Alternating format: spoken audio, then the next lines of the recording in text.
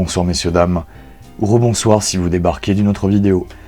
Nous nous retrouvons pour la critique de Fantastic Four, First Steps, les 4 fantastiques, les premiers pas, de Matt Shakman, avec Pedro Pascal en Reed Richards, aka l'homme élastique, Vanessa Kirby dans le rôle de Sue Storm, la femme invisible, Ebon Moss-Backrack dans le rôle de la chose, et Joseph Quinn dans le rôle de Johnny Storm, la torche humaine. On peut également mentionner Julia Garner en entre guillemets Silver Surfer, on va y revenir, et Ralph Ineson dans le rôle de Galactus, et ça aussi on va y revenir. Mini rétrospective Les 4 Fantastiques, donc à la base ce sont des comics que j'aime beaucoup. Le comics a vu le jour en 1961 avec Stan Lee au scénario et Jack Bird au dessin. Moi j'aime beaucoup la période John Byrne. J'illustrerai la fin de la vidéo quand on aura la vie de Flavien avec justement des planches de John Byrne. Et j'ai un faible, j'avoue tout, je l'avais déjà dit, mais pour Les 4 Fantastiques de 2005, moi c'est un film que j'ai découvert en Suisse à la Chaux-de-Fonds, j'avais 19 ans, c'était l'été, il y avait un entracte en plus dans le cinéma, c'était sympa, c'était frais, c'était sans prise de tête, et j'ai revu le film pour comparer avec ce nouveau 4 Fantastiques. Je trouve que c'est un film qui vieillit plutôt bien. Attention, c'est pas un chef-d'œuvre, ça n'atteint évidemment pas la cheville d'un Batman de Tim Burton ou un Spider-Man de Sam Raimi, mais c'est un petit film sympathique avec un très bon casting, notamment évidemment Jessica Alba et Chris Evans. Je trouve que dans l'ensemble le casting est bon, surtout le Julian McMahon, on dit Julian Mickman, vous savez l'acteur de Nip Tuck, paix à son âme, qui jouait Doctor Doom Fatalis. J'avais également bien aimé la suite, Les 4 Fantastiques et le Surfeur d'Argent en 2007. Pour le coup, j'avais vu ça à Saint-Raphaël et c'est marrant parce que c'est là où bosse Olivier. On se connaissait pas à l'époque. C'est pas des chefs-d'œuvre, mais c'est des films que je trouvais sympathiques. C'était des bons divertissements d'été. Voilà. Les 4 Fantastiques de 2015, c'est une catastrophe, un attentat cinématographique. Je sais même pas comment ils ont pu sortir une chasse pareille. Il n'y a rien à sauver, enfin rappelez-vous comme Michael B. Jordan dans le rôle de Johnny Storm, il n'y a rien qui allait dans ce film, l'étalonnage, la photo, la réa, même il n'y avait quasiment aucune inventivité dans les effets spéciaux, de toute façon quasiment tout avait été fait dans les 4 dans les 4 Fantastiques de 2005. Donc où se classe ce nouveau Les 4 Fantastiques? Donc la Marvel reboot tout, et là, ça se passe dans un univers, un autre univers. C'est pas l'univers où on a suivi Captain America, Iron Man, etc. L'intrigue se passe dans un autre univers, avec une DA qui est rétro-futuriste, que j'ai beaucoup aimé, qui essaie vraiment de se rapprocher des comics des années 60. En fait, quand on regarde le film, c'est comme si les directeurs artistiques s'étaient mis à la place des mecs des années 60 qui essaient d'imaginer le futur. Parce qu'en fait, la DA du film correspond même pas totalement à ce qui est présenté dans les premiers comics de Jack Kirby. C'est pas exactement la même chose, même si on retrouve évidemment des modèles de voitures des années 50-60. Mais tout ce qui est technologie, ça fait vraiment... C'est marrant, c'est comme si un mec des années 60 imaginait ce que serait la technologie dans 40, 50, 60 ans. De ce côté-là, le film est ultra inventif, je crois que c'est ce que j'ai préféré dans le film, les couleurs, les petites inventions, retrouver des voitures de l'époque, années 50-60, j'ai trouvé ça frais, c'est super sympa, vraiment visuellement le film m'envoie. Et je vais vous dire tout de suite, je pense que le plus gros problème du film, c'est qu'il essaie de raconter beaucoup trop de choses en 1h55. En fait, les 1h55, je ne les ai pas du tout vus passer, le rythme est effréné. À un moment donné, je vais essayer de pas vous spoiler, enfin le moins possible. Si jamais je fais une partie spoil, je vous le dirai, et je mettrai des timers, comme ça vous pourrez passer la partie spoil. Mais le plus gros problème, voilà, 1h55, j'ai rien vu passer. À un moment donné, je m'amusais à compter la durée de chaque plan. Et je vous jure, je faisais 1, 2, hop, plan suivant, 1, 2, plan suivant, 1, 2, plan suivant. Il y a beaucoup de plans dans le film qui durent même pas 2 secondes. C'est un truc de fou, le rythme est effréné. Et tout ça parce qu'en fait, ils veulent raconter 10 000 fois trop de trucs, je vais y revenir. Et Matt Shakman ne propose jamais une vraie réalisation. En fait, c'est une succession de plans. J'ai rarement vu autant de plans dans un film. C'est totalement l'inverse d'Eddington que je vous critiquais il y a quelques jours. Et c'est vraiment dans la mouvance, malheureusement, des films actuels. On fait des films de plus en plus rapides, de plus en plus effrénés, comme si le spectateur moyen qui accroît TikTok n'arrivait plus à se concentrer plus de 10 secondes sur le même plan. C'est un truc de fou. Et donc, à cause de ça, je pense que Matt Shakman est complètement perdu dans sa réa. Il y a vraiment aucun moment où on sent des intentions de réalisation, il y a des raccords de plan complètement catastrophiques. À un moment donné, il y a une poursuite entre Johnny Storm et Silver Surfer, enfin si on peut appeler ça une poursuite. Évidemment, quand on pense à Spider-Man 3, on a envie de pleurer, mais je vais vous dire que même la poursuite dans Les 4 Fantastiques et le Surfeur d'Argent de 2007 était plus inventive en termes de réa. Là, il y a vraiment une réa inexistante. C'est une succession de plans avec des cadres qui restent bien, les personnages sont iconisés, même s'il y a des gros problèmes avec la façon dont on traite les personnages, notamment Reed Richards, on ne voit quasiment jamais ses pouvoirs dans le film. Je trouve ça scandaleux. Je crois que c'est ma plus grosse déception du film, une de mes plus grosses déceptions. Vous voyez, vous prenez le premier film Les 4 Fantastiques, ça te présentait l'origine des personnages. Donc ils découvraient petit à petit toutes leurs capacités. Et il y avait vraiment des trucs super inventifs visuellement. Je veux dire, pour 2005, les effets spéciaux n'ont quasiment pas vieilli. Il y a notamment une scène où Reed Richards fond de partout, c'est super bien fait. Il y a une scène où il est suspendu à un balcon, du coup il joue avec le fait que ses bras sont totalement élastiques, son corps est totalement élastique. Il y a plein de petites idées d'invention visuelle comme ça. Dans ce nouveau film, il y a extrêmement peu d'idées autour du personnage de Reed Richards. C'est simple en fait, 3/4 du film, si ce n'est 90% du film, il est juste là à réfléchir, mais il n'utilise quasiment jamais ses pouvoirs. Il y a juste une scène qui est vraiment top à la fin. Je vais pas vous spoiler, ça sera la surprise. Il y a un plan avec Reed Richards que j'ai trouvé super sympa. L'idée est top et puis les effets spéciaux sont assez incroyables. Globalement, je trouve que les effets spéciaux du film sont top. On est vraiment très très largement au-dessus de Superman. C'est ILM qui s'en est chargé, les mecs, ils arrivent à chaque fois à surpasser. Galactus, je vais essayer de pas vous spoiler pour l'instant, on s'est pas foutu de notre gueule. Il est vraiment badass, il est énorme. C'est le méchant le plus imposant jamais présenté dans un film Marvel. Les effets spéciaux sur lui sont complètement fous. Il y a vraiment des trucs, je sais même pas comment ils ont fait parce qu'il y a un traitement de l'eau. Bref, je vais essayer de pas trop en parler pour l'instant. On va revenir du coup rapidement sur la réa, donc inexistante. Énormément de plans, et c'est dommage parce qu'il y a quelques séquences dans le film. Enfin, en fait, il y a 1000 idées dans le film. Il y a 1000 idées dans le film. Chaque plan, limite, il y a une idée. Il y a plein de trucs qui sont comme ça mis, tu vois, et puis en fait, c'est jamais développé. Et pareil, dans la réa, il n'y a jamais d'idée. Il y a une séquence à un moment donné, je vais essayer non plus de pas vous spoiler, qui est dans l'espace. Il y a une super idée. D'ailleurs, je crois que ça n'a jamais été fait dans un film. Cette idée, je crois que je ne l'ai jamais vue dans un film. Il ne me semble pas. Et la réa est nulle. Il n'y a rien en fait. C'est vraiment dommage parce que je me suis dit, putain, si Alfonso Cuarón réalisait cette séquence, à l'époque où il a réalisé Gravity, mais imaginez ce que ça aurait pu donner visuellement, ça aurait été complètement fou. Il y a vraiment une idée qui est super, mais la mise en scène, le réa n'en fait rien. Donc Matt Shakman, j'ai regardé un petit peu son background, pour l'instant il a fait quasiment que de la série télé. C'est pas un cinéaste et malheureusement vous allez le voir à l'écran si vous avez l'œil du cinéphile. N'attendez pas le film de ce côté-là. La bande-son de Michael Giacchino est pas mal, c'est moins pire que sur certains films récents, notamment Rogue One où j'avais été extrêmement déçu de sa compo. Mais il a fait des trucs sympas, hein, notamment Up de Pixar. Il a fait des bons trucs dans sa carrière. Là j'ai beaucoup aimé le thème principal qu'il a composé pour le film. Globalement je trouve que toute l'OST est plutôt cool, sans être exceptionnel évidemment, je vais vous redire ce que je dis souvent, on n'est pas au niveau de John Williams, de Vangelis, de Ennio Morricone, etc. De toute façon je pense que plus personne ne peut atteindre ce niveau. Mais c'est sympa, franchement le thème principal est plutôt cool. Bon boulot de Giacchino, en tout cas ce qui est sûr c'est que ça enterre le Superman récent avec sa BO de merde. Les acteurs, alors attention.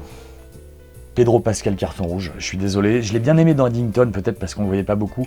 Je sais pas en fait si je vais réussir à être objectif sur cet acteur tellement je l'ai trop vu cette année, surtout ces 3 dernières semaines. Dans 3 films avec 3 propositions radicalement différentes. Je trouve qu'il a l'air complètement absent du film, il est éteint. Il est éteint et il paraît d'autant plus éteint que Vanessa Kirby brille à l'écran. C'est-à-dire que pour moi, Vanessa Kirby bouffe le casting. Elle bouffe complètement le reste du cast. Bon, je vais y aller, hein. Joseph Quinn, je l'ai trouvé nul. En Johnny Storm, il n'a pas du tout la personnalité, il n'est pas...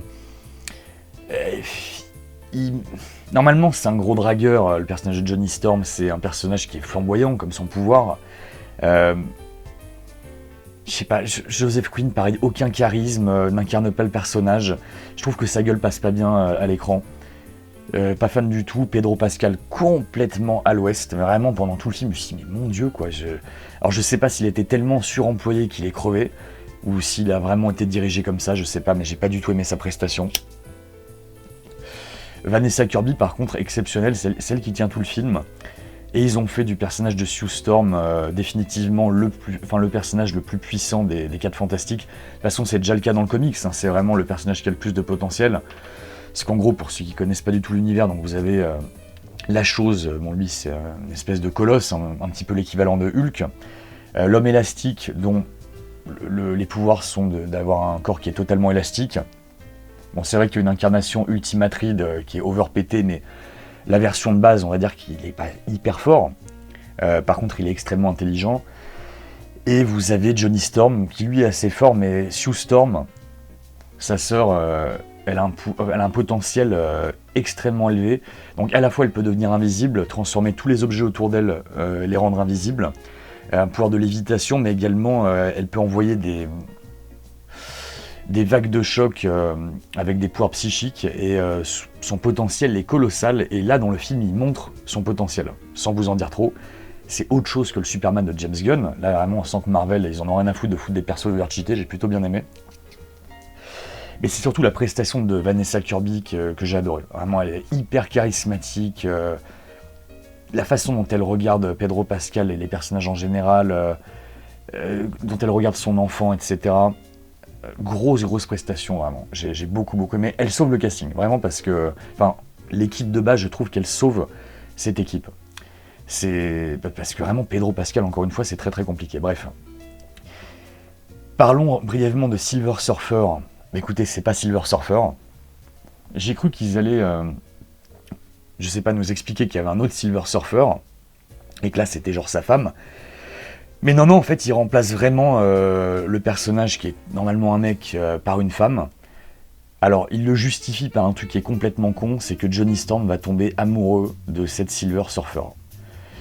Je passe là-dessus, je trouve que l'idée n'est pas forcément géniale, vous me direz ce que vous en avez pensé. En tout cas, ils ont complètement changé ce qu'est le personnage. Vous verrez, elle a une petite origin story que je vais pas vous spoiler. Mais la star du film, c'est Galactus, qu'on ne voit malheureusement que trop peu. Je m'y attendais, hein, je m'attendais pas à un miracle. Moi, je suis content d'une chose. Voilà, toujours sans essayer de spoiler. Rappelez-vous que Galactus, on nous l'a présenté la première fois dans un film Les 4 Fantastiques en 2007. Dans la suite, donc Les 4 Fantastiques et le Surfeur d'Argent, et Galactus était représenté par la forme d'un nuage. C'était un foutage de gueule de l'espace, je suis ressorti de la salle furieux à cause de ça, même si j'avais bien aimé le film, mais franchement, je me suis dit, mais putain, mais on n'est pas capable de faire ça en termes d'effets spéciaux, ça faisait 2 fois qu'on nous la faisait. Là, je parle vraiment, c'est le deep lore, des mecs qui ont suivi tous les films de super-héros, qui attendaient quelque chose à l'époque. La première fois que ça m'a fait ça, c'est quand j'ai vu X-Men 2, où justement on avait les sentinelles, mais on ne devinait que les sentinelles, enfin, on devinait les sentinelles. Jamais le sentinelle n'était présenté comme vous le voyez là, vous voyez, on le voyait pas intégralement, on devinait des bouts de sentinelle. Et le deal, c'était qu'après, on les verrait intégralement, qui serait super bien fait. Ce n'est jamais arrivé. Donc j'espère que là, clairement Marvel est bien parti pour rattraper ça. Et donc après, quand j'ai vu que Galactus allait être dans les 4 Fantastiques 2, je me suis dit, bon, j'espère que là, ils ont vraiment mis Galactus. Maintenant, c'est un putain de nuage. Bref. Donc là, j'avais vu des petits teasers, je me suis dit, bon, je pense qu'ils ont fait comme un bon boulot, on est en 2025. Et ouais, ils ont fait un putain de bon boulot. Ah putain, le Galactus, il envoie tellement, les gars. Mais rien que le design, il déchire. Son animation déchire, les effets spéciaux dessus déchirent. À un moment donné, t'as un énorme reflet dans un bâtiment, c'est incroyable. Enfin, vraiment, visuellement, j'en ai pris plein la rétine. Je regrette presque de ne pas l'avoir vu en IMAX. Mais le fan de comics qui est en moi, oui, l'adolescent qui aurait voulu voir ça dans les années 2000, peut enfin trouver le repos, je suis très content. Vraiment, ils l'ont pas foiré. L'acteur Ralph Ineson, super prestation, j'ai adoré la voix du personnage, la gravité, la façon dont on nous le présente la première fois, c'est ultra classe. Vous voyez, autant la réa, elle est nulle, enfin elle est inexistante, mais autant il y a des plans qui envoient, quoi. Il y a vraiment des plans dans le film, la façon dont est représenté Galactus avec les 4 Fantastiques qui sont minuscules, pas mal, franchement pas mal. Si vous êtes ultra fan des comics, je pense que vous allez vous régaler là-dessus. Qu'est-ce que je peux vous dire d'autre sans en dire trop? Écoutez, je vais vous dire que pour moi, c'est le meilleur film 4 Fantastiques de très loin. J'ai une petite place évidemment pour les films des années 2000 parce que c'est des films sympathiques où on a un casting qui marche très bien, tout l'inverse de ce nouveau film. Mais si vous voulez, ce nouveau film, c'est une adaptation quasi parfaite des comics si je mets le traitement de Silver Surfer. Voilà, faut vraiment... Si je mets Silver Surfer de côté, ce qu'ils en ont fait, qui est vraiment pas terrible, même d'ailleurs, les effets spéciaux sont très très impressionnants sur Galactus. Silver Surfer par contre, bon c'est mieux évidemment, je vous rassure, c'est mieux que dans le trailer, où franchement j'étais super inquiet parce que je me suis dit, putain ça n'a pas évolué en 20 ans. Enfin franchement, quand tu voyais le trailer, le premier trailer des 4 Fantastiques, enfin je sais plus dans quel trailer on voyait la surfeuse d'argent là, mais soit le premier soit le deuxième trailer, je m'étais dit, waouh, il y a eu quasiment aucune évolution depuis 2007. Si, heureusement ils ont peaufiné le résultat. Il y a notamment un plan à un moment donné qui est magnifique dans l'espace où on voit le reflet de Johnny Storm dans la gueule de Silver Surfer, pas mal du tout. Mais du reste, je trouve qu'elle est moins crédible que les Galactus. Il manque quelque chose, peut-être qu'ils vont encore affiner pour la sortie Blu-ray, j'en sais rien, ou alors là le film est complètement fini, je ne sais pas. Il manque un petit truc sur elle, je trouve, pour qu'on y croie vraiment à 100%. D'ailleurs, globalement, il y a quelques petits effets spéciaux aussi avec Johnny Storm que j'ai pas trouvé ouf. En fait, le problème, c'est qu'il y a des effets spéciaux partout dans le film, mais partout. Mais je trouve que ça reste le meilleur film Les 4 Fantastiques parce que c'est le plus proche des comics, c'est, je trouve, le plus prenant. Je me suis vraiment senti dans un comics pendant tout le film. Là, vraiment, contrairement à Superman, je trouve qu'il respecte vraiment ce que sont les personnages, même si malheureusement on voit quasiment pas les pouvoirs de Reed Richards. Ça, c'est vraiment dommage. Mais je me suis senti avec eux, tu vois. On a vraiment, c'est surtout, en fait, la DA est tellement réussie. J'avais l'impression d'être à l'intérieur d'un comics. C'est vachement réussi. On voit quand même qu'on a fait des gros progrès depuis les années 2000 en termes d'effets spéciaux. C'est un univers qui est crédible. Mais c'est pas parfait non plus, hein, très très loin de là évidemment. Mais mon classement là pour l'instant des films serait ce nouveau Les 4 Fantastiques en premier, Les 4 Fantastiques de 2005 en 2, sa suite en 3, et évidemment tout en bas, je sais même pas si je le compte, la version de 2015 qui est pourrie. Voilà pour mon appréciation du film. Il y a un autre truc que j'ai bien aimé, c'est que comme Superman, on nous présente pas pendant 1 heure l'origin story, contrairement aux 4 Fantastiques de 2005, mais bon, fallait bien présenter ces personnages à l'époque. Là, on connaît un petit peu leur parcours, comment ils ont leur super pouvoir. Donc en fait, ce qui est bien, c'est qu'ils nous présentent l'origin story l'espace de 5 ou 10 minutes en début de film. C'est très très court, c'est un montage vraiment effréné, et vous allez voir plein de petites références des comics, donc vraiment pour les appréciateurs, je pense que le début du film va beaucoup vous plaire. T'as plein de petites refs avec les méchants, etc. Et donc il t'explique voilà, comment ils ont leur pouvoir, leur confrontation avec quelques méchants des comics, l'espace de 5-10 minutes, et puis après ça se passe 4 ans après qu'ils aient acquis leur pouvoir. Donc tout va très très vite, et comme vous l'avez vu dans un extrait qui avait été très partagé sur Twitter, donc le film commence avec Reed Richards et Sue Storm qui tombent enceinte, donc elle attend un enfant, il se demande est-ce qu'il va avoir des super pouvoirs, etc. Et très vite, la surfeuse d'argent va arriver pour leur dire que Galactus va manger leur monde. Et ils vont traverser l'espace pour aller voir Galactus, pour le supplier de ne pas bouffer la Terre. Voilà. Je vous en dis pas plus, là c'est vraiment la scène d'exposition. On va dire que là je vous vends les 20-30 premières minutes de film, je vous raconte pas le reste. Je pense que c'est un film très familial, parce que rappelez-vous, les 4 Fantastiques, premier du nom, il y avait quand même quelques petits effets gore, bon, pas un truc de fou non plus, mais il y avait plein de petits... Enfin, en fait, je trouve que les 4 Fantastiques 2005, on sentait que Tim Story, c'était un mec qui faisait le film pour des adultes et qui regardait ça avec un regard d'adulte. Il n'y avait pas un esprit un peu naïf, adorateur de comic books. Là, on sent vraiment que c'est un produit pour toute la famille, vraiment un film extrêmement respectueux du travail de Stan Lee et Jack Kirby. D'ailleurs, tout à la fin, si vous restez, il y a 2 scènes post-génériques. Tout à la fin, il y a une citation de Jack Kirby. Qui est très sympa. Bon, par contre, l'ultime post-générique, j'étais déçu. La première vous annonce un petit truc. Bon, je vous spoile pas, vous verrez, il faut quand même rester après le générique. Surtout que vous profiterez du thème principal composé par Michael Giacchino. Mais voilà, c'est un film pour toute la famille. Vous pouvez emmener vos gosses, etc. Je pense que si vous avez grandi avec ces comics ou si vous êtes appréciateur des personnages, vous allez passer un bon moment. Vous allez amener votre saut de popcorn. Problème. Je pense que le film ne me restera pas trop en tête dans 1 semaine ou 2. Voilà, attention. Hein. Là, je vous dis que j'ai bien aimé, que je le mets tout en haut des films Les 4 Fantastiques, mais c'est pas très dur. Hein. Il n'y a aucun des films, pour l'instant, qui n'est à la hauteur d'un Spider-Man de Sam Raimi ou d'un Batman de Burton, vous voyez, ou même d'un Superman de Richard Donner.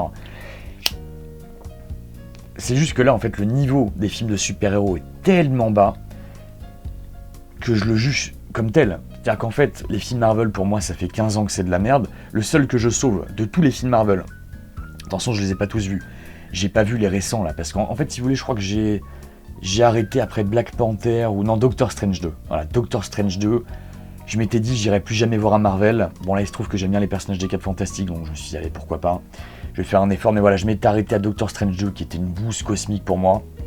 Black Panther, j'avais détesté, donc je crois que non, j'ai pas vu la suite. J'ai pas vu évidemment Miss Marvel ou Captain Marvel ou je sais pas quoi, tout ça je m'en fous en fait, je me fous de ces personnages, ça m'intéresse pas. Et j'ai détesté Superman comme vous le savez, donc en fait, dans ce cadre-là, je peux vous dire que les 4 Fantastiques premier pas, c'est plutôt pas mal. Voilà, mais attention, je vous vends pas un chef-d'œuvre. Je vous conseille plutôt encore une fois d'aller voir Eddington, qui est pour moi le meilleur film de l'année. Et je mets aussi Sinners en termes de blockbuster au-dessus de ces 4 Fantastiques.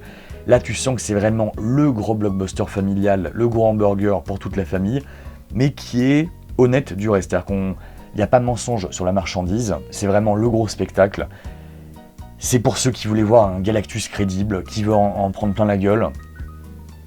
Et vous attendez pas beaucoup plus que ça. En fait, mon regret avec le film, c'est que rien n'est jamais vraiment... Non, en fait, c'est pas vraiment... Rien n'est jamais développé dans le film. Il y a 1000 idées, il y a 10 000 idées dans le film, mais elles ne sont jamais développées. Encore une fois, il y a une scène dans l'espace où tu pouvais faire un truc de fou avec la mise en scène, mais il y a plein de trucs qui sont abordés pour jamais y revenir. Ça va être dur de pas spoiler. D'ailleurs, je crois que je vais essayer de pas spoiler du tout. Parce que sinon, après, encore une fois, je vous connais, vous avez tout écouté. Mais attention, parce que Flavien, je serais pas surpris qu'il spoile un petit peu. Mais en fait, voilà, rien n'est développé dans ce métrage. Ça va à 100 à l'heure, les plans durent 2-3 secondes. Faut directement la scène suivante, la scène suivante, la scène suivante. T'as rien le temps de digérer. T'as fini le film, tu te dis waouh, c'est déjà fini. On te tease la suite, donc tu te dis ah, pourquoi pas, j'ai quand même envie de voir la suite. Et c'est tout. Voilà, en fait, laissez votre cerveau devant l'entrée de la salle du cinéma, vous le récupérez après. Mais ça reste un divertissement, de toute façon j'en attendais pas beaucoup plus, mais si vous voulez. Je suis allé avec ces mêmes non-attentes quand je suis allé voir Superman, et on s'est foutu de ma gueule, on m'a pissé à la gueule pendant tout le film avec un humour de gosse de 5 ans. Là, c'est pas le cas. Là, c'est quand même c'est beaucoup plus respectueux des comics. C'est bien fait, c'est bien emballé. C'est l'équivalent de manger un bon burger chez McDo qui a été dignement assemblé par le mec en cuisine. Parce qu'il y a certains McDo, je vais pas vous l'apprendre, il y a des McDo qui sont meilleurs que d'autres. Le McDo qui est pas loin de chez moi, il respecte le client. Il y a des McDo, certains boui-boui là, qui ont été franchisés, où tu vois, c'est comme dans Falling Down, tu vois l'image du burger qui te fait rêver, et ton burger, tu ouvres la boîte, il est complètement ratatiné, il manque des trucs, en plus il te donne pas les sauces, ces enfoirés, et t'es extrêmement déçu. C'est ça ce qu'était Superman, c'était un putain de burger ratatiné. Là, c'est un burger qui ressemble aux publicités. Voilà, c'est comme quand vous voyez le Big Mac, là vous êtes en train de rouler, vous avez un petit peu faim, on vous met un gros burger là, en gros plan, et vous dites putain, je mangerais bien un Big Mac, et bah là voilà, vous avez le Big Mac qui a été pris en photo. Voilà, et c'est tout, faut pas en attendre plus. C'est un film pour neuneux, il faut le dire, mais c'est un film respectueux pour les neuneux. Voilà, donc je fais partie parce que j'aime bien les 4 Fantastiques.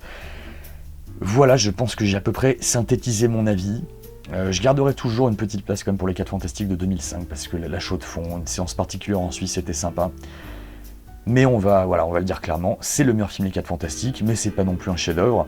Ça reste pour moi certainement le meilleur film Marvel depuis Iron Man, mais qui n'était pas un film Disney. Parce qu'en fait, Disney a racheté Marvel en 2009, il me semble. Donc le premier Iron Man, je le mets en dehors. Pour moi, Iron Man, premier du nom de Jon Favreau, c'est un meilleur film que les 4 Fantastiques. Et par contre, tout ce qui a suivi, allez, il y avait aussi Captain America qui était ok. Mais franchement, passer ce truc-là, Thor, Avengers 2, etc., les Gardiens de la Galaxie, tout ça pour moi, ça chie. Je jette ça dans la poubelle, Iron Man 3, mais quelle daube. Tout ça pour moi, c'est la poubelle. Là, c'est au-dessus. Donc, ils partent sur des bonnes bases pour tout rebooter, pourquoi pas. J'irai peut-être voir Avengers Doomsday, pourquoi pas. Mais c'est con en fait, parce que je me dis, il y avait tellement de potentiel pour faire une trilogie avec tout le matos qu'il y avait dans ce film, ça va tellement vite. Là en fait, ils auraient quand même pu faire une origin story digne de ce nom, ils auraient pu faire une suite, ils auraient pu faire le 3e film sur Galactus. Là j'ai l'impression qu'ils mettent la charrue avant les bœufs, ils sont allés trop vite je trouve. Ils racontent trop de trucs, un peu comme Star Wars 3 à l'époque. Et vous voyez, en plus je parle très très vite, tellement le film va vite, là j'ai envie de vous dire plein de trucs, mais je sens que je vais oublier un truc. Il y a trop de choses dans ce film pour que ça tienne sur 1h55, voilà. Ça reste correct, écoutez, j'ai passé un bon moment, il y a des fois où je me suis marré. L'humour est moins débile que dans le Superman. En fait, le Superman était tellement nul. Là, j'ai presque l'impression d'avoir vu un bon film, alors qu'en fait, c'est un film moyen plus. C'est un film moyen plus. Mais Marvel, ils sont forts pour ça. Ils arrivent à m'avoir des fois. Vous voyez, Spider-Man No Way Home, c'est pareil, c'était un film, c'est même moyen, quoi. Et je l'ai jamais revu, d'ailleurs, le film n'a aucun intérêt. Là, c'est peut-être mieux, oui, c'est mieux, mais est-ce que je le reverrai? Je suis même pas sûr, les gars. Je suis même pas sûr. Écoutez, vous savez quoi? Bon, déjà, moi, je vends le Sentinelle de X-Men, là, il fait la même taille que Galactus, il est énorme, colossal. N'hésitez pas, mais je regrette vraiment d'avoir vendu le Galactus, il était magnifique. Revenez 2 ans en arrière, j'avais fait des vidéos où il y avait le Galactus qui était là, il était super cool. Mais je vends ce Sentinelle. Bon, attention, il est assez cher, hein, mais il est magnifique. Il fait la même taille que faisait Galactus. Et j'espère, vu comment est fait Galactus dans ce film, qu'on aura un Sentinelle comme ça, digne de ce nom, dans le prochain film X-Men de chez Marvel.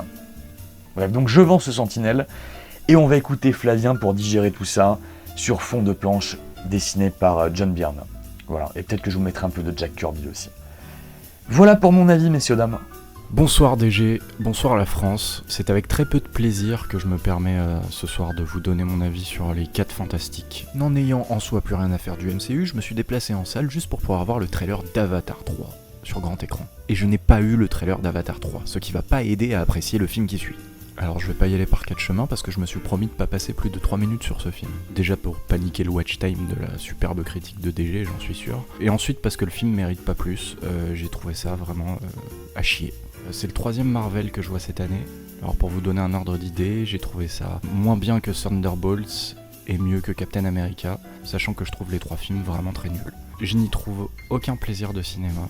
Les rares choses qui pourraient m'intéresser dedans sont soit sous-exploitées, soit faites avec une absence de goût qui confine à l'anosmie. J'ai trouvé ça super radin.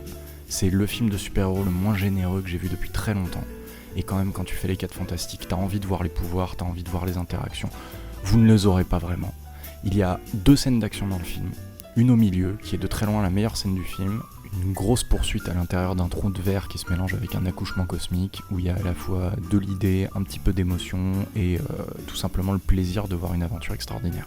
Et une à la fin qui personnellement m'a fait bâiller. Si vous avez envie de voir un mec géant faire juste 20 pas dans New York, super, vous aurez pas plus. C'est très dur pour moi de vous dire autre chose que juste de remater Les Indestructibles. 1 et 2, n'hésitez pas, surtout si vous avez jamais vu le 2 parce que vous aviez la flemme.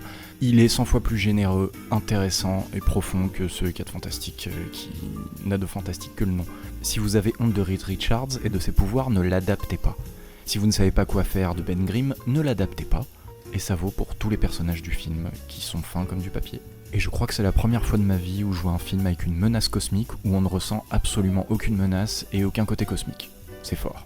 J'en profite au passage pour dire qu'ils m'ont niqué un de mes personnages préférés de tout l'univers Marvel, qui est le surfeur d'argent.